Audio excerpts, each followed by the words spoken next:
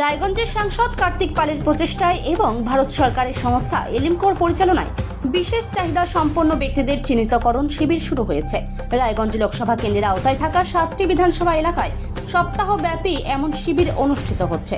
মঙ্গলবার শিবির অনুষ্ঠিত হলো কালিয়াগঞ্জ শহরের বিবেকানন্দ মোড় অবস্থিত হনুমান ভবনে। এই শিবিরের সূচনা অনুষ্ঠানে উপস্থিত ছিলেন রায়গঞ্জের সাংসদ কার্তিক পাল। ভারত সরকারের সামাজিক ন্যায় বিচার ও ক্ষমতায়ন মন্ত্রকের অধীন কৃত্রিম অঙ্গ উৎপাদন কর্পোরেশন অফ ইন্ডিয়া তথা এলিমকোর পরিচালনায় এই শিবির হচ্ছে। এই শিবির থেকে বিশেষ চাহিদা সম্পন্ন মানুষদের পাশাপাশি বয়স্ক নাগরিক যাদের সহায়ক যন্ত্র দরকার তাদের চিহ্নিতকরণ করে সহায়ক যন্ত্র প্রদানে নাম রেজিস্ট্রেশন করা হচ্ছে। কালিয়াগঞ্জের পরে করমদিঘি, গোয়ালপুকুর, ইসলামপুর এবং রায়গঞ্জে এমন শিবির অনুষ্ঠিত হবে।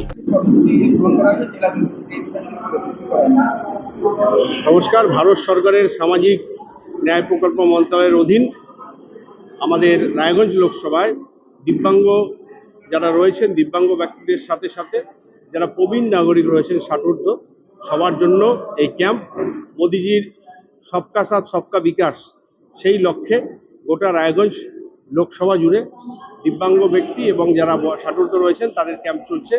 এখানে নাম নথিভুক্ত করা হচ্ছে এবং এখানে নিরীক্ষণ করা হচ্ছে।